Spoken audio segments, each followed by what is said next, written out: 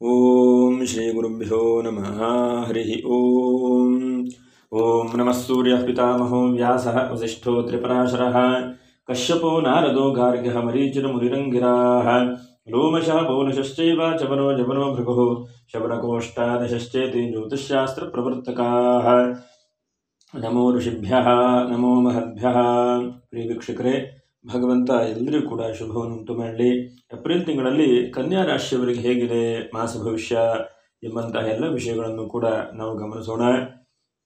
ಉತ್ತರ ನಕ್ಷತ್ರ 2, 3, 4ನೇ ಪಾದ, ಹಾಗೆ ಹಸ್ತ ನಕ್ಷತ್ರ 1, 2, 3, 4ನೇ ಪಾದ, ಹಾಗೆ ಚಿತ್ತಾ ನಕ್ಷತ್ರ 1, 2ನೇ ಪಾದ.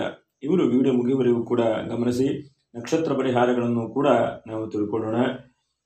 ನೋಡಿ, ಏಪ್ರಿಲ್ ತಿಂಗಳಲ್ಲಿ ಗ್ರಹಸ್ಥಿತಿ ಹೇಗಿದೆ ಅಂತಂದರೆ, ನಿಮ್ಮ ರಾಶಿಯಲ್ಲಿ ಕೇತು ಕನ್ಯಾ ರಾಶಿಯಲ್ಲಿ, ಹಾಗೆ ಷಷ್ಠ ರಾಶಿಯಲ್ಲಿ ಶನಿ, ಸಪ್ತಮ ರಾಶಿಯಲ್ಲಿ ರಾಹು ಮತ್ತು ಶುಕ್ರ ಬುಧರು ಕೂಡ ಸಪ್ತಮ ರಾಶಿಯಲ್ಲಿದ್ದಾರೆ. ಅಂದರೆ ನಿಮ್ಮ ರಾಶಿಯನ್ನು ರಾಶ್ಯಾಧಿಪತಿಯಾದಂಥ ಶುಕ್ರನು ನೋಡಲ್ಪಟ್ಟಿದ್ದಾನೆ, ಹಾಗೆ ಬುಧನು ನೋಡಲ್ಪಟ್ಟಿದ್ದಾನೆ.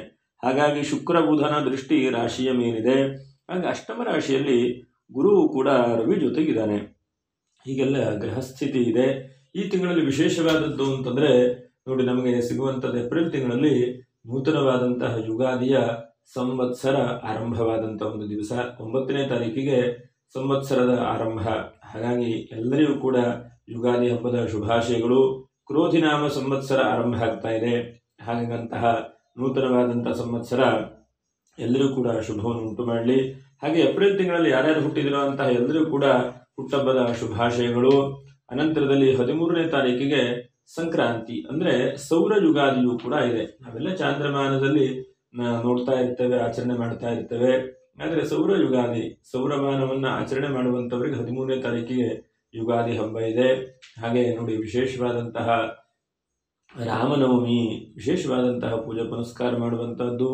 17ನೇ ತಾರೀಕಿಗೆ ಮರೆಯದೇ ಇದ್ದ ಹಾಗೆ ಶ್ರೀರಾಮ ಜಯ ರಾಮ ಜಯ ಜಯ ರಾಮ ರಾಮನಾಮ ಸ್ಮರಣೆ ಮಾಡಿ. ಅಂದರೆ ಕನ್ಯಾ ರಾಶಿಯವರಿಗೆ ರಾಮನ ಅನುಗ್ರಹ ವಿಶೇಷವಾಗಿ ಆಗಬೇಕು.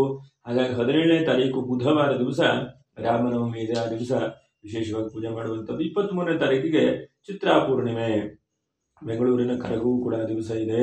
ಹಾಗೆ ವಿಶೇಷವಾಗಿ ಹುಣ್ಣಿಮೆ ಸತ್ಯನಾರಾಯಣ ಸ್ವಾಮಿ ಪೂಜೆ ಮಾಡುವಂತಹ ದಿವಸ. ಹೀಗೆ ಹಬ್ಬ ಹರಿದಿನಗಳಿದೆ. ಇನ್ನು ವಿಶೇಷ ಅಂತಂದರೆ ನೂತನ ಸಂವತ್ಸರದ ಆರಂಭವಾದಂತಹ ದಿವಸ. ಹಾಗಾಗಿ ನಮ್ಮೆಲ್ಲರಿಗೂ ಕೂಡ ಹಬ್ಬ ಶುಭವನ್ನು ಉಂಟು ಮಾಡಲಿ. ನೋಡಿ, ಏಪ್ರಿಲ್ ತಿಂಗಳಲ್ಲಿ ನಿಮಗೆ ಗ್ರಹಸ್ಥಿತಿ ನಾವು ಹೇಳುವಂಥ ಇದು ಗೋಚಾರ ಫಲ. ನಿಮ್ಮ ಜಾತಕದ ಮೇಲೆ, ದಶಾಭುಕ್ತಿಗಳ ಮೇಲೆ ಅದು ವ್ಯತ್ಯಾಸವೂ ಕೂಡ ಆಗಬಹುದು. ಹಾಗಾಗಿ ಏನೇನು ಶುಭವಾದಂಥ ಫಲಗಳು ಎಂಬುದನ್ನು ಗಮನಿಸೋಣ. ನೋಡಿ, ಮೊದಲು ಒಂದು 10 ಶುಭವಾದಂಥ ಫಲಗಳನ್ನು ನೋಡೋಣ. ನಿಮಗೀಗ ಸದ್ಯಕ್ಕೆ ಮೇವರೆಗೂ ಕೂಡ ಗುರುವಿನ ಬಲ ಇಲ್ಲ. ಮೇ 1ನೇ ತಾರೀಕು ಅನಂತರದಲ್ಲಿ ಗುರುವು ಕೂಡ ನಿಮಗೆ ಬಲ ಕೊಡುವಂಥ, ಶಕ್ತಿ ಕೊಡುವಂಥ, ಸಾಮರ್ಥ್ಯ ಕೊಡುವಂಥ ಸ್ಥಾನಕ್ಕೆ ಬರ್ತಾನೆ. ಸದ್ಯಕ್ಕೆ ಸಪ್ತಮದ ರಾಶ್ಯಾಧಿಪತಿಯಾದಂಥ ಬುಧನು ರಾಶಿ ನೋಡಲ್ಪಟ್ಟಿದ್ದಾನೆ. ಹಾಗಾಗಿ ವಿದ್ಯಾರ್ಥಿಗಳ ಜೀವನದಲ್ಲಿ ಹೆಚ್ಚಿನದಾದಂಥ ಅಭಿವೃದ್ಧಿಯನ್ನು ಕಾಣುವಂಥ ಅವಕಾಶಗಳು ಕೂಡ ಇದೆ. ಹಾಗಾಗಿ ವಿದ್ಯಾರ್ಥಿ ಜೀವನದಲ್ಲಿ ಹೆಚ್ಚಿನದಾದಂತಹ ಶುಭವಾದಂಥ ಅವಕಾಶಗಳಾಗುತ್ತೆ. ಅನಂತರದಲ್ಲಿ ಅಲ್ಪ ಸ್ವಲ್ಪ ಕೆಲಸ ಕಾರ್ಯಗಳು, ನಿಂತಹ ಕೆಲಸ ಕಾರ್ಯಗಳು ಹೆಚ್ಚಿನದಾಗಿ ಅಭಿವೃದ್ಧಿ ಕಡೆಗೆ ಬರುತ್ತೆ. ಅನಂತರ ಶುಕ್ರನು ರಾಶಿ ನೋಡಲ್ಪಟ್ಟಿದ್ದಾನೆ. ನೋಡಿ, ಆರ್ಥಿಕವಾದಂಥ ಒಂದು ಸ್ಥಿತಿ, ಧನಾಧಿಪತಿ ಆಗ್ತಾನೆ ಶುಕ್ರ ನಿಮ್ಮ ರಾಶಿಗೆ. ಹಾಗಾಗಿ ಆರ್ಥಿಕವಾದಂಥ ಅಭಿವೃದ್ಧಿಯನ್ನು ಈ ತಿಂಗಳಲ್ಲಿ ನೀವು ಕಾಣಬಹುದು. ಹೆಚ್ಚಿನದಾದಂಥ ಸಮಾಧಾನಗಳು, ಆರ್ಥಿಕವಾಗಿ ಅಭಿವೃದ್ಧಿಯಾಗುವಂಥದ್ದು, ಕಷ್ಟ ತೊಂದರೆಗಳು ಪರಿಹಾರ ಆಗುವಂಥ ಸಾಧ್ಯತೆಗಳು ಕೂಡ ಕಾಣಿಸ್ತದೆ. ಅನಂತರದಲ್ಲಿ ಶನಿಯ ಬಲ, ಯಾವುದೋ ಒಂದು ವಾಹನದಿಂದ ಸ್ವಲ್ಪ ಬದಲಾವಣೆ ಆಗುವ ಹಾಗೆ ಕಾಣಿಸುತ್ತೆ. ಉತ್ತಮವಾದಂತಹ ವಾಹನಗಳನ್ನು ಕೊಂಡುಕೊಳ್ಳಬಹುದು, ಅಥವಾ ವಾಹನದಲ್ಲಿ ಏನಾದರೂ ಕಿರಿಕಿರಿ ಸಮಸ್ಯೆಗಳಿದ್ದರೆಲ್ಲ ಪರಿಹಾರ ಆಗುವಂಥ ಸಾಧ್ಯತೆಗಳು. ಇನ್ನು ರಾಹು, ಸ್ವಲ್ಪ ಹೊರದೇಶಕ್ಕೆ ಸಂಬಂಧವಾದಂಥ ಕೆಲಸ ಕಾರ್ಯಗಳು, ಅಥವಾ ಆನ್ಲೈನಲ್ಲಿ ಏನೋ ಕೆಲಸ ಆಗಬೇಕು, ಹಣ ಬರಬೇಕು, ಇಂತಹ ಒಂದು ಪರಿಸ್ಥಿತಿ ಇದ್ದರೆ ಅಭಿವೃದ್ಧಿ ಕಡೆಗೆ ಬರುತ್ತೆ. ಹಾಗಾಗಿ ಆನ್ಲೈನಿನ ಸಂಬಂಧವಾದಂಥ ಅಭಿವೃದ್ಧಿ ಆಗುತ್ತೆ ಅಂತ ಹೇಳ್ಬೋದು. ಡಿಜಿಟಲ್ ಮಾರ್ಕೆಟಿಂಗ್ ಮಾಡುವಂಥವರು, ಹಾಗೆ ಮಾಧ್ಯಮ ಕ್ಷೇತ್ರದಲ್ಲಿದ್ದಂತಹ ವ್ಯಕ್ತಿಗಳು, ಅಥವಾ ಬರವಣಿಗೆ ಕ್ಷೇತ್ರದಲ್ಲಿದ್ದಂಥವರು, ಕೋರ್ಟು ಕಚೇರಿಯಲ್ಲಿ ಕೆಲಸ ಮಾಡ್ತಾ ಇರುವಂಥ ವ್ಯಕ್ತಿಗಳಿಗೆ ಮೇಯಿಂದ ರಜೆ ಬರ್ತದೆ ಕೋರ್ಟು. ಆದರೆ ಈ ಒಂದು ಏಪ್ರಿಲ್ ತಿಂಗಳಲ್ಲಿ ಏನಾದರೂ ನಿಮಗೆ ಕೆಲಸ ಕಾರ್ಯಗಳೆಲ್ಲ ಬಹಳ ಚುರುಕಾಗಿ, ಬಹಳ ಅನುಕೂಲಕರವಾಗಿ ಹೋಗುವ ಹಾಗೆ ಕಾಣಿಸ್ತದೆ. ಮತ್ತು ಅಲ್ಪ ಸ್ವಲ್ಪ ಯಾವುದೋ ಗೌರ್ಮೆಂಟಿನ ಲೋನ್ ಆಗಬೇಕು, ಯಾವುದೊಂದು ಕೃಷಿ ಕ್ಷೇತ್ರ ನಾನು ಕೊಂಡ್ಕೊಳ್ತಾ ಇದ್ದೇನೆ, ಹೀಗೆಲ್ಲ ಇಂತಹ ಮನಸ್ಥಿತಿ ಉಳ್ಳಂಥವರಿಗೆ ಸಹಜವಾಗಿ ಅನುಕೂಲವಾದಂತಹ ಒಂದು ವಾತಾವರಣಗಳನ್ನು ರಾಶ್ಯಾಧಿಪತಿ ಬುಧ ಕೊಡ್ತಾನೆ. ಗುರು ಕೂಡ ಅಷ್ಟಮದಲ್ಲಿದ್ದರೂ ಕೂಡ ಅವನ ನವಮ ಸ್ಥಾನಕ್ಕೆ ದೃಷ್ಟಿ, ಗುರುವಿಗೆ ವಿಶೇಷವಾಗಿ ಗುರುವಿನ ದೃಷ್ಟಿ 5ನೇ ರಾಶಿ, 7ನೇ ರಾಶಿ, 9ನೇ ರಾಶಿ, ಹೀಗೆಲ್ಲ ದೃಷ್ಟಿ ಇರ್ತದೆ. ಅದರಲ್ಲಿ 2ನೇ ರಾಶಿಯೂ ಕೂಡ ಕೆಲವೊಂದು ಗ್ರಂಥದಲ್ಲಿ ದೃಷ್ಟಿ ಅಂತ ಹೇಳ್ತಾರೆ. ಹಾಗಾಗಿ ಅಷ್ಟಮದಲ್ಲಿರುವಂತಹ ಗುರುವು ನಿಮಗೆ ಅವನು ನವಮವನ್ನು ಕೂಡ ನೋಡ್ತಾ ಇರ್ತಾನೆ. ಇದು ಬಹಳ ವಿಶೇಷವಾದಂತಹದ್ದು. ಹಾಗಾಗಿ ಜ್ಯೋತಿಷ್ಯದಲ್ಲಿ ಅನೇಕವಾದಂತಹ ರಹಸ್ಯಗಳಿರ್ತವೆ. ಅದನ್ನು ನಾವು ಸರಿಯಾಗಿ ಚಿಂತನೆ ಮಾಡಿದಾಗ ಮಾತ್ರ ಗೊತ್ತಾಗುತ್ತೆ, ಇಲ್ಲ ಅಂತ ಹೇಳಿದ್ರೆ ಗೊತ್ತಾಗಲ್ಲ. ಹಾಗೆ ಒಡ ಹುಟ್ಟಿದವರಿಂದ ಹೆಚ್ಚಿನದಾದಂಥ ಅಭಿವೃದ್ಧಿ, ಅವರ ಅವಕಾಶಗಳು ಕೂಡ, ಆಶ್ರಯಗಳು ಕೂಡ ಸಿಗುತ್ತೆ. ನೋಡಿ, ಎಷ್ಟೋ ಸಲ ಎಲ್ಲರೂ ನಮ್ಮನ್ನು ಕೈ ಬಿಟ್ಟು ಬಿಡ್ತಾರೆ, ಒಡ ಹುಟ್ಟಿದವರು ಕೂಡ ಕೈ ಬಿಟ್ಟು ಬಿಡ್ತಾರೆ. ಆದರೆ ಕೊನೆಗೆ ಯಾರಪ್ಪ ಅಂತಂದರೆ ಒಡ ಹುಟ್ಟಿದವರೇ ಆಗುವಂತಹ ಪರಿಸ್ಥಿತಿ ಆಗುತ್ತೆ. ಹಾಗಾಗಿ ಈ ತಿಂಗಳಲ್ಲಿ ಒಡ ಹುಟ್ಟಿದವರ ಸಹಾಯ ಸಹಕಾರಗಳು ಕೂಡ ನಿಮಗೆ ಸಿಗುತ್ತೆ ಅಂತ ಹೇಳಬಹುದು. ಹಾಗೆ ರಾಜಕೀಯ ವ್ಯಕ್ತಿಗಳಿರಬಹುದು, ಅಥವಾ ನಮಗೆ ಏನಾದರೂ ಹೋರಾಟ ಮಾಡಬೇಕು, ಏನಾದರೂ ಸಾಧನೆ ಮಾಡಬೇಕು ಅಂತಹ ವ್ಯಕ್ತಿಗಳಿಗೆ ಹೆಚ್ಚಿನದಾದಂಥ ಪರಾಕ್ರಮ ಸ್ಥಾನ. ಹಾಗಾಗಿ ಪರಾಕ್ರಮದಲ್ಲೂ ಕೂಡ ಅಭಿವೃದ್ಧಿಯಾಗುವಂಥ ಒಂದು ಪರಿಸ್ಥಿತಿ ಇದೆ. ಇನ್ನು ಸುಖಸ್ಥಾನಾಧಿಪತಿಯಾದಂಥ ಗುರು ಲಾಭಸ್ಥಾನವನ್ನು ನೋಡಲ್ಪಟ್ಟದ್ರಿಂದ, ನಿಮಗೆ ಭಾಗ್ಯಸ್ಥಾನವನ್ನು ನೋಡಲ್ಪಟ್ಟದ್ರಿಂದ ಭಾಗ್ಯದ ವೃದ್ಧಿ, ಭಾಗ್ಯಕ್ಕೆ ಅವಕಾಶಗಳು ಕೂಡ ಹೆಚ್ಚಿನದಾಗಿ ನಮಗೆ ಅವಕಾಶಗಳಾಗುತ್ತೆ. ಅದು ಬಹಳ ಶುಭವಾದಂಥ ಫಲಗಳು ಅಂತ ಹೇಳಬಹುದು. ಹಾಗೆ ಇನ್ನು ನೀವು ಯಾರಿಗೆ ಹಿಂದೆ ಸಹಾಯ ಸಹಕಾರ ಮಾಡಿದಿರೋ ಅಂಥ ವ್ಯಕ್ತಿಗಳು ಈ ತಿಂಗಳಲ್ಲಿ ಹೆಚ್ಚಿನದಾದಂಥ ಸಹಾಯ ಸಹಕಾರಗಳನ್ನು ಮಾಡ್ತಾರೆ. ಹಾಗಾಗಿ ನಿರೀಕ್ಷೆ ಬೇಡ, ಮಾಡ್ತಾರೆ ಅಂತ. ಆದರೂ ಕೂಡ ಎಲ್ಲೋ ಒಂದು ಕಡೆಗೆ ನಿಮ್ಮ ಕಷ್ಟ ಕಾಲದಲ್ಲಿ ಅವರ ಆಶೀರ್ವಾದ, ಅನುಕೂಲ ಎರಡೂ ಕೂಡ ಇರುತ್ತೆ. ಹಾಗೆ ಅಭಿವೃದ್ಧಿ ಪಥದಲ್ಲಿ ನೀವು ಹೋಗುವಂತಹ ಸಾಧ್ಯತೆಗಳೇ ಜಾಸ್ತಿ ಈ ತಿಂಗಳಲ್ಲಿ. ನೋಡಿ, ಅಭಿವೃದ್ಧಿ, ಆಶೀರ್ವಾದ ಮತ್ತು ತೀರ್ಥಕ್ಷೇತ್ರ ದರ್ಶನ ಮಾಡುವಂಥ ಅವಕಾಶಗಳು ಕೂಡ ಇದೆ. ಹಾಗೆ ಈ ತಿಂಗಳಲ್ಲಿ ಸ್ವಲ್ಪ ಅಭ್ಯುದಯವೇ, ಏನೋ ಅಂತಹ ಚಿಂತೆ ಮಾಡಿಕೊಂಡು, ಟೆನ್ಷನ್ ಮಾಡಿಕೊಂಡು, ಯಾಕೋ ತಲೆ ಮೇಲೆ ಕೈ ಹೊತ್ಕೊಂಡು ಕೂತ್ಕೊಳ್ಳುವಂಥ ಅಲ್ಲ. ಇದು ಹೆಚ್ಚಿನದಾದಂಥ ಅಭಿವೃದ್ಧಿ ಕಡೆಗೆ ಹೋಗುತ್ತೆ. ಹಾಗೆ ಸ್ವಲ್ಪ ಸಂತಾನ ತೊಂದರೆ ಇದ್ದಂಥವರಿಗೆ ಸ್ವಲ್ಪ ಚಿಕಿತ್ಸೆಗಳಿಂದ ಅವಕಾಶಗಳಾಗಬಹುದು ಅಂತಲೂ ಕೂಡ ಹೇಳಬಹುದು. ಶತ್ರುತ್ವವಾದಂಥ ಸಂಬಂಧವಾದಂಥ ತೊಂದರೆಗಳು ಈ ತಿಂಗಳಲ್ಲಿ ಪರಿಹಾರ ಆಗುವಂಥ ಸಾಧ್ಯತೆಗಳು. ಇಲ್ಲಿ ನೋಡು ಗಲಾಟೆ, ಎಲ್ಲಿ ನೋಡ್ರು ಕಿರಿಕಿರಿ, ಎಲ್ಲೂ ಕೂಡ ಶತ್ರುಗಳು, ಮಾನಸಿಕವಾದಂಥ ಶತ್ರುಗಳು, ದೈಹಿಕವಾದಂಥ ಶತ್ರುಗಳು. ಹೀಗೆ ಎಲ್ಲಿ ನೋಡಿದ್ರು ಏನಪ್ಪ ದೃಷ್ಟಿಯಪ್ಪ ಅಂಥೇಳಿ ಅಂದ್ಕೊಳ್ತಾ ಇದ್ದ ಹಾಗೆ ಯಾವುದೋ ಒಂದು ವಾತಾವರಣಗಳು ಒಳ್ಳೆ ರೀತಿಯಾದಂತಹ ಫಲಿತಾಂಶ ಬರುತ್ತೆ. ಹಾಗಾಗಿ ಅದು ಶುಭವಾದಂಥದ್ದು. ಹಾಗಾಗಿ ಶತ್ರು ಭಯ, ಶತ್ರು ಸಂಬಂಧವಾದಂಥ ತೊಂದರೆಗಳೆಲ್ಲ ಪರಿಹಾರ ಆಗ್ತದೆ ಅಂತ ಹೇಳಿ ಕಾಣಿಸ್ತದೆ. ನೋಡಿ, ಇದಿಷ್ಟು ನಿಮಗೆ ಈ ತಿಂಗಳಲ್ಲಿ ಬದಲಾವಣೆಗಳು ಕೂಡ ಇದೆ, ಶುಭವಾದಂಥ ಅವಕಾಶಗಳು ಕೂಡ ಇದ್ದಾವೆ. ಹಾಗಾಗಿ ಧೈರ್ಯವಾಗಿ ಮುನ್ನುಗ್ಗುವಂತಹ ಪ್ರಯತ್ನವನ್ನು ಮಾಡಬೇಕು. ಹಾಗೆ ಎಲ್ಲೋ ಒಂದು ಮಂಗಲದ ವಾತಾವರಣಗಳು ಈ ತಿಂಗಳಲ್ಲಿ. ನೋಡಿ, ಶುಕ್ರನ ಯಾವಾಗ ರಾಶಿ ನೋಡ್ತಾನೆ ನೋಡಿ, ಅಂಥವರಿಗೆ ಸ್ವಲ್ಪ ಮನೆಗೇನೋ ಒಂದು ನೂತನವಾದಂಥ ಪೇಂಟಿಂಗ್ ಮಾಡುವಂಥದ್ದು, ಮಂಗಲ ಕಾರ್ಯ ಮಾಡುವಂಥದ್ದು, ಅಥವಾ ಮಕ್ಕಳಿದ್ರೆ ಮಕ್ಕಳಿಗೆ ಏನಾದರೂ ಒಂದು ಉತ್ತಮವಾದಂತಹ ಸಂಸ್ಕಾರ ಕೊಡುವಂತಹದ್ದು. ಯಾಕಂದರೆ ನಾವೆಲ್ಲ ಮಾಡ್ತೇವೆ, ಆದರೆ ಸಂಸ್ಕಾರಗಳನ್ನು ಸರಿಯಾಗಿ ಕೊಡ್ಲಿಕ್ಕೆ ಆಗೋದಿಲ್ಲ. ಹಾಗಾಗಿ ಸಂಸ್ಕಾರ ಕೊಡುವಂತಹ ಪ್ರಯತ್ನ ಕೂಡ ಆಗುತ್ತೆ. ಅದು ಬಹಳ ಶುಭವಾಗುತ್ತೆ ಅಂತಲೇ ಕೂಡ ಹೇಳಬಹುದು ನಾವು. ಹಾಗೆ ಮನಸ್ಸಿನ ಏನೋ ಒಂದು ಕಳವಳ, ಏನೋ ಒಂದು ತೊಂದರೆಗಳಿದ್ದಾವೆ, ಅದೆಲ್ಲ ಒಂದು ಪರಿಹಾರಕ್ಕೆ ದಾರಿಗಳು ಕೂಡ ಸಿಗತ್ತೆ. ನೋಡಿ, ಇಷ್ಟೊಂದು ಶುಭವಾದಂಥ ಅವಕಾಶಗಳು ಕೂಡ ಇದ್ದಾವೆ ನಿಮಗೆ ಕನ್ಯಾ ರಾಶಿಯವರಿಗೆ. ಜಾಗ್ರತೆ ಯಾವ ವಿಷಯದಲ್ಲಿ ವಹಿಸ್ಕೊಳ್ಬೇಕು ಅಂತಂದರೆ, ಸ್ವಲ್ಪ ಆರೋಗ್ಯದ ವಿಷಯದಲ್ಲಿ ಸ್ವಲ್ಪ ಜಾಗ್ರತೆ. ಕಣ್ಣಿನ ಸಣ್ಣ ಪುಟ್ಟ ಸಮಸ್ಯೆಗಳು ಬರಬಹುದು, ಜೀರ್ಣಕ್ರಿಯೆಯಲ್ಲಿ ಸ್ವಲ್ಪ ಸಣ್ಣ ಪುಟ್ಟ ಸಮಸ್ಯೆಗಳು ಬರಬಹುದು. ಮತ್ತು ಕೊಟ್ಟಂತಹ ಹಣ ನಿಮಗೆ ಬರುವುದಿಲ್ಲ ಅಂತ ಯೋಚನೆ ಮಾಡ್ತಾ ಇರ್ತೀರಿ, ಆದರೆ ಮುಂದೆ ಅಂತ ತಪ್ಪು ಮಾಡ್ಕೊಳ್ಳಿಕ್ಕೆ ಹೋಗಬೇಡಿ. ಒಂದ್ಸಲ ಸಹಾಯ ಸಹಕಾರ ಮಾಡಬೇಕು, ಆದರೆ ಹಾಸಿಗೆ ಇದ್ದಷ್ಟೇ ಕಾಲು ಚಾಚು. ಅದನ್ನು ಕೂಡ ಗಮನ ಇಟ್ಕೊಂಡು, ಯಾರೋ ಕೇಳಿದ್ರು ಅಂತೇಳಿ ದುಡ್ಡೆಲ್ಲ ಕೊಡ್ಲಿಕ್ಕೆ ಹೋಗಬೇಡಿ. ದುಡ್ಡಿನ ಸಮಸ್ಯೆಗಳು ಕೂಡ ಮುಂದೆ ಬರುತ್ತೆ ನಿಮಗೆ ಈ ತಿಂಗಳಲ್ಲಿ ಇದ್ರೂ ಕೂಡ. ಹಾಗೆ ಯಾವುದೋ ಒಂದು ದುಸ್ವಪ್ನ ಶಕುನ ಕಾಣ್ತಾ ಇದೆ. ಹಾಗಾಗಿ ನೀವೇನಂತ ಗಾಬರಿ ಬೀಳೋದು ಬೇಡ. ದೇವತೆಗಳ ಮೇಲೆ ಭಾರ ಹಾಕಿ ದೇವರನ್ನು ಭಕ್ತಿ ಶ್ರದ್ಧೆಯಿಂದ ನಮಸ್ಕಾರ ಮಾಡಿ ಪ್ರಾರ್ಥನೆ ಮಾಡುವಂಥ ಒಂದು ಪ್ರಯತ್ನಗಳನ್ನು ಕೂಡ ಮಾಡ್ತಾ ಬನ್ನಿ. ಹಾಗೆ ಸ್ವಲ್ಪ ಮಾನಸಿಕವಾದಂಥ ಒತ್ತಡಗಳು ಕಾಣಿಸ್ತದೆ. ಯಾಕಂದರೆ ನಿಮಗೆ ರಾಶ್ಯಾಧಿಪತಿಯಾದಂತಹ ಬುಧನ ಜೊತೆಗೆ ರಾಹು ಇದಾನಲ್ವಾ, ಇದೇನಂತಂದರೆ ಸ್ವಲ್ಪ ಒತ್ತಡಗಳು, ಚಿಂತೆಗಳು ಹೀಗೆಲ್ಲ ಕಾಣಿಸ್ತದೆ. ಹಾಗಂತಹ ಒತ್ತಡಗಳು, ಸಮಸ್ಯೆಗಳನ್ನು ಕೂಡ ಭಗವಂತನು ಪರಿಹಾರ ಮಾಡ್ತಾನೆ. ಇದಿಷ್ಟು ನಿಮಗೆ ಜಾಗ್ರತೆ ಅಂಥೇಳಿ ಹೇಳ್ತೇನೆ. ಇನ್ನು ಏನಪ್ಪ ನೀವು ಏನು ಮಾಡಬೇಕು ಈ ತಿಂಗಳಲ್ಲಿ ಇನ್ನು ಹೆಚ್ಚಿನದಾದಂಥ ಶ್ರೇಯಸ್ಸಾಗಬೇಕು ಅಂತಂದರೆ, ಉತ್ತರ ನಕ್ಷತ್ರ 4, 2, 3, 4ನೇ ಪಾದದವರು ಎಷ್ಟು ಸಾಧ್ಯ ಆಗುತ್ತೋ ಅಷ್ಟು ರಾಮನಾಮ ಸ್ಮರಣೆ ಮಾಡ್ತಾ ಬನ್ನಿ. ಶ್ರೀರಾಮ ಜಯ ರಾಮ ಜಯ ಜಯ ರಾಮ ಅಂಥೇಳಿ ಈ ತಿಂಗಳಲ್ಲಿ ನೀವೊಂದು ಲೇಖನಿಯನ್ನು ಬರೀರಿ ಶ್ರದ್ಧಾಭಕ್ತಿಯಿಂದ ಬರೆದಾಗ ರಾಮನು ಭಗವಂತನು ಅನುಗ್ರಹ ಮಾಡ್ತಾನೆ, ಆಶೀರ್ವಾದ ಮಾಡ್ತಾನೆ. ಅದು ಕೂಡ ಬಹಳ ಶುಭವಾದಂಥದ್ದು ಅಂತಲೇ ಹೇಳಬಹುದು. ಅನಂತರದಲ್ಲಿ ಇನ್ನು ಹಸ್ತ ನಕ್ಷತ್ರದವರು ಎಷ್ಟು ಸಾಧ್ಯ ಆಗುತ್ತೋ ಅಷ್ಟು ಅಶ್ವತ್ಥ ಮರದ ಪ್ರದಕ್ಷಿಣೆ, ಮೂಲತೋ ಬ್ರಹ್ಮರೂಪಾಯ ಮಧ್ಯತೋ ವಿಷ್ಣುರೂಪಿಣೆ ಅಗ್ರತ ಶಿವರೂಪಾಯ ವೃಕ್ಷರಾಜಾಯ ತೇ ನಮಃ. ನಿಮಗೇನಾಗ್ತಾ ಇದೆ, ಸ್ವಲ್ಪ ಕಳವಳ, ಸ್ವಲ್ಪ ಒತ್ತಡಗಳು ಹೀಗೆಲ್ಲ ಆಗ್ತಾ ಇದೆ ಹಸ್ತ ನಕ್ಷತ್ರದವರಿಗೆ. ಹಾಗಾಗಿ ಅರಳಿ ಮರದ ಪ್ರದಕ್ಷಿಣೆ ಬಹಳ ಶುಭವನ್ನು ಉಂಟು ಮಾಡ್ತದೆ. ನಿಮ್ಗೆ ಅನಿಸ್ಬೋದು, ಏನಪ್ಪ ಇವರು ಯಾವಾಗ ಅರಳಿ ಮರದ ಪ್ರದಕ್ಷಿಣೆ ಹೇಳ್ತಾರೆ ಅಂಥೇಳಿ.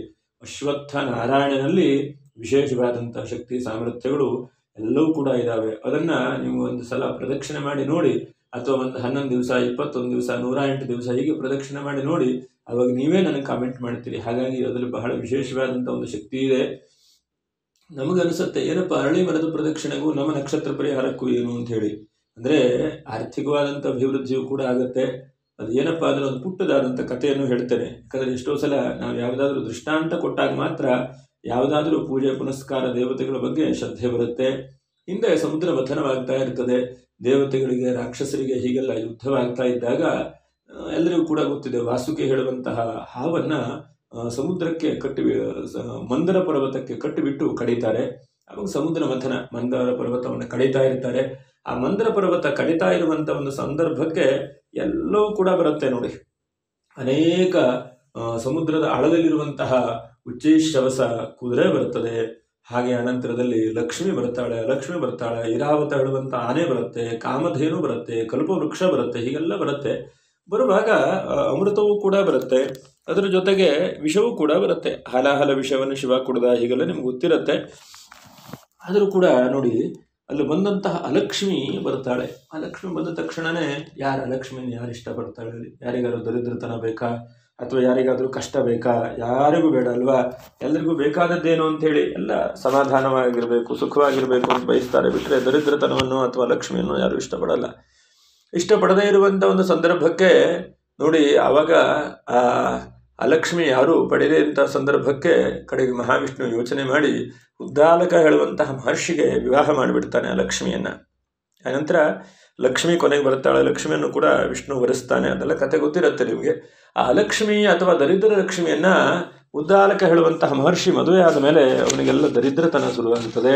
ಮತ್ತು ಎಲ್ಲೆಲ್ಲಿ ಯಜ್ಞ ಯಾಗಗಳನ್ನು ಮಾಡುವಂತಹ ಅವರ ಕರ್ತವ್ಯ ಇದು, ಅದೆಲ್ಲ ಹಾಳಾಗಿಬಿಡುತ್ತೆ. ಆವಾಗ ಬಹಳ ದುಃಖವಾಗುತ್ತೆ ಉದ್ದಾಲಕ ಮಹರ್ಷಿಗೆ. ಕೊನೆಗೆ ಅವನು ಯೋಚನೆನೇ ಮಾಡೋದಿಲ್ಲ. ಆ ಅಲಕ್ಷ್ಮಿಯನ್ನು ಅರಳಿ ಮರದ ಹತ್ರ ಕೂರಿಸಿಬಿಟ್ಟು ಅವನು ತೀರ್ಥಯಾತ್ರೆಗೆ ಹೋಗಿಬಿಡ್ತಾನೆ. ಯಾಕಂದರೆ ಮನುಷ್ಯನಿಗೆ ಏನಾಗತ್ತಪ್ಪ ಅಂತಂದರೆ ಕಷ್ಟ ನಷ್ಟ ತೊಂದರೆಗಳು ಬಂದಾಗ ಯಾವುದು ಏನು ಅಂಥೇಳಿ ಗೊತ್ತಾಗೋದಿಲ್ಲ. ಆವಾಗ ಉದ್ದಾಲಕ ಮಹರ್ಷಿ ಅರಳಿ ಮರದ ಕೆಳಗಡೆಗೆ ಅಲಕ್ಷ್ಮಿಯನ್ನು ಕೂರಿಸಿಟ್ಟಿದ್ದಾನೆ. ಆ ಸಂದರ್ಭಕ್ಕೆ ಏನಪ್ಪ ಅಂತಂದರೆ ಕೊನೆಗೆ ಅವ್ರಿಗೆ ಗೊತ್ತಾಗ್ಬಿಡತ್ತೆ, ಓಹೋ ಹೀಗಾಗಿದೆ ಅಂಥೇಳಿ. ಕಡೆಗೆ ತಂಗಿಯಾದಂಥ ಲಕ್ಷ್ಮಿಯನ್ನು ಕುರಿತು ಕೂಗುತ್ತಾಳೆ, ಕರೀತಾಳೆ ಲಕ್ಷ್ಮಿಯನ್ನು, ಅಕ್ಕ ನನ್ನನ್ನು ಬಿಟ್ಟು ಹೋಗಿಬಿಟ್ಟಿದ್ದಾರೆ, ನನ್ನ ಪರಿಸ್ಥಿತಿ ಏನು ಅಂಥೇಳಿ. ಆವಾಗ ವಿಷಯಗಳನ್ನೆಲ್ಲ ಶ್ರೀಮನ್ನಾರಾಯಣನ ಹತ್ರ ಭಿನ್ನವ ಮಾಡ್ತಾರೆ. ಆವಾಗ ಮಹಾವಿಷ್ಣು ಬರ್ತಾನೆ. ಅಲ್ಲಿ ಬಂದ ಮೇಲೆ ಅಲಕ್ಷ್ಮಿಗೆಲ್ಲಪ್ಪ ಜಾಗ. ಯಾಕಂದರೆ ಅಲಕ್ಷ್ಮಿಯನ್ನು ಮುಂದೆ ನೋಡೋರು ಯಾರು, ಅಲಕ್ಷ್ಮಿಯ ಪರಿಸ್ಥಿತಿ ಏನು ಎಂಬಂಥ ಎಲ್ಲ ವಿಷಯಗಳನ್ನು ಕೂಡ ಗಮನ ಇಟ್ಟುಕೊಂಡು ಕಡೆಗೆ ಮಹಾವಿಷ್ಣು ಯೋಚನೆ ಮಾಡಿ ಎರಡನ್ನು ವರವನ್ನು ಕೊಡ್ತಾನೆ ನೋಡಿ. ಇದು ಬಹಳ ಮುಖ್ಯವಾದಂಥ ಘಟ್ಟ. ಒಂದನೇ ವರ, ಯಾರು ಶನಿವಾರ ದಿವಸ ಅರಳಿ ಮರ ಪ್ರದಕ್ಷಿಣೆ ಮಾಡ್ತಾರೋ ಅಂಥವರಿಗೆ ವಿಶೇಷವಾಗಿ ಲಕ್ಷ್ಮಿಯ ಪ್ರಾಪ್ತಿ ಆಗ್ತದೆ ನೋಡಿ. ಇದು ಬಹಳ ಮುಖ್ಯವಾಗಿ. ಮತ್ತು ಪ್ರತಿನಿತ್ಯವೂ ಕೂಡ ಅರಳಿ ಮರ ಪ್ರದಕ್ಷಿಣೆಯನ್ನು ಯಾರು ಮಾಡ್ತಾರೋ ಅಂಥವರಿಗೆ ವಾಂಛಿತ ಫಲ, ಯಾರ್ಯಾರು ಏನೇನು ಕೇಳ್ತಾರೋ ಅಂತಹ ಎಲ್ಲವನ್ನು ಕೂಡ ಅರಳಿ ಮರದಲ್ಲಿ ವಾಸ ಮಾಡಿರುವಂತಹ ಅಲಕ್ಷ್ಮಿಯು ಮಹಾಲಕ್ಷ್ಮಿಯ ಸ್ವರೂಪದಿಂದ ಅನುಗ್ರಹ ಮಾಡ್ತಾಳೆ ನೋಡಿ ವಿಶೇಷವಾಗಿ. ಹಾಗಾಗಿ ಅರಳಿ ಮರದಲ್ಲೇ ಆ ಲಕ್ಷ್ಮಿಯು ಕೂಡ ಇದೆ. ಆದರೆ ಲಕ್ಷ್ಮಿ ಇದ್ದರೆ ಅದೆಲ್ಲ ನಮಗೆ ಲಕ್ಷ್ಮಿಯ ಒಂದು ಪ್ರತಿರೂಪವಾಗಿ, ಲಕ್ಷ್ಮಿಯ ಅನುಗ್ರಹವಾಗಿ ನಮಗೆ ಸಿಗುತ್ತೆ. ಹಾಗಾಗಿ ಈ ಅರಳಿ ಮರ ಬಹಳ ಮಹತ್ತರವಾದಂಥದ್ದು. ಇನ್ನೊಂದು ಎಪಿಸೋಡಲ್ಲಿ ಇನ್ನೂ ಕೂಡ ವಿಶೇಷವಾಗಿ ನಾವೆಲ್ಲ ತಿಳಿಸೋಣ. ಯಾಕಂದರೆ ಸಮಯ ಜಾಸ್ತಿ ಆಗ್ತದೆ. ನೋಡುವಂಥವರು ಕೂಡ ವೀಕ್ಷಕರೆಲ್ಲ ಏನಂದರೆ ಫಲ ನೋಡ್ತಾರೆ, ಬಿಟ್ಟರೆ ಬೇರೆ ಯಾವುದನ್ನು ಕೂಡ ಕಥೆಗಳನ್ನು ಹೆಚ್ಚು ನೋಡುವುದಿಲ್ಲ. ಹಾಗಾಗಿ ಇಂತಹ ಒಳ್ಳೊಳ್ಳೆ ವಿಷಯಗಳನ್ನು ಕೂಡ ಮಾಡಿ ಅಪ್ಲೋಡ್ ಮಾಡುವಂಥ ಪ್ರಯತ್ನ ಮಾಡೋಣ. ಯಾಕಂದ್ರೆ ನಾವು ಏನು ಮಾಡ್ತೇವೆ ಅದನ್ನು ತಿಳ್ಕೊಂಡ್ರೆ ಇನ್ನೂ ವಿಶೇಷವಾದಂಥ ಫಲ ಅಂತ. ಜ್ಞಾತ್ವಾ ಕರ್ಮಾಣಿ ಕುರುವೀತ ಎಂಬುದಾಗಿ ಮಾರ್ಕಂಡೇಯ ಪುರಾಣದಲ್ಲಿ ಬರುತ್ತೆ. ತಿಳ್ಕೊಂಡು ಆದಷ್ಟು ಮಾಡೋ ಪ್ರಯತ್ನ ಮಾಡೋಣ. ಹಸ್ತ ನಕ್ಷತ್ರ ಆಯಿತು. ಇನ್ನು ಚಿತ್ತಾ ನಕ್ಷತ್ರ 1-2ನೇ ಪಾದದವರು. ನೀವು ಎಷ್ಟು ಸಾಧ್ಯ ಆಗುತ್ತೋ ಅಷ್ಟು ರಾಮನವಮಿವರೆಗೂ ಕೂಡ ಪಾಡ್ಯದಿಂದ ಅಂದರೆ 9ನೇ ತಾರೀಕಿಂದ 17ನೇ ತಾರೀಕಿನವರೆಗೂ ಕೂಡ ಪ್ರತಿನಿತ್ಯವೂ ಕೂಡ ಸಾಧ್ಯವಾದ ಮಟ್ಟಿಗೆ ಗಣೇಶನನ್ನೇ ಪ್ರಾರ್ಥನೆ ಮಾಡಿ, ಅದರ ಜೊತೆಗೆ ಸುಬ್ರಹ್ಮಣ್ಯನನ್ನು ಕೂಡ ಪ್ರಾರ್ಥನೆ ಮಾಡಿ. ಗಣೇಶ ಸುಬ್ರಹ್ಮಣ್ಯನನ್ನು ಪ್ರತಿ ದಿವಸವೂ ಕೂಡ 9ರಿಂದ 17ನೇ ತಾರೀಕಿನವರೆಗೂ ಕೂಡ ಪ್ರತಿನಿತ್ಯವೂ ಬೆಳಗ್ಗೆನೋ ಸಾಯಂಕಾಲನೋ ಪ್ರಾರ್ಥನೆ ಮಾಡಿ, ನಮಸ್ಕಾರ ಮಾಡಿ. ಅದರಿಂದ ಬಹಳ ಶುಭವಾಗುತ್ತೆ. ಹೀಗೆ ದೈವಾನುಗ್ರಹವಾಗಲಿ, ಮಂಗಲವಾಗಲಿ. ಈ ತಿಂಗಳಲ್ಲಿ ಏನಪ್ಪ ವಿಶೇಷವಾದಂಥದ್ದು ಅಂತಂದರೆ ನೋಡಿ, 10ನೇ ತಾರೀಕಿಗೆ ಏನಾದ್ರು ಪೂಜೆ ಪುನಸ್ಕಾರ ಮಾಡ್ಕೊಳ್ಬಹುದು. ಹಾಗೆ 18ನೇ ತಾರೀಕಿಗೂ ಕೂಡ ಮಾಡ್ಕೊಳ್ಬಹುದು. ನೋಡಿ, ಏನಾದರೂ ಒಳ್ಳೆ ಕೆಲಸ ಕಾರ್ಯ ಮಾಡಿ ಶುಭವಾಗಲಿ, ಮಂಗಲವಾಗಲಿ. ಮುಂದಿನ ವಿಡಿಯೋದಲ್ಲಿ ಭೇಟಿ ಮಾಡೋಣ. ನಮಸ್ಕಾರ. ಲೋಕಾ ಸಮಸ್ತ ಸುಖಿನೋ ಭವಂತು. ನಮಸ್ಕಾರ.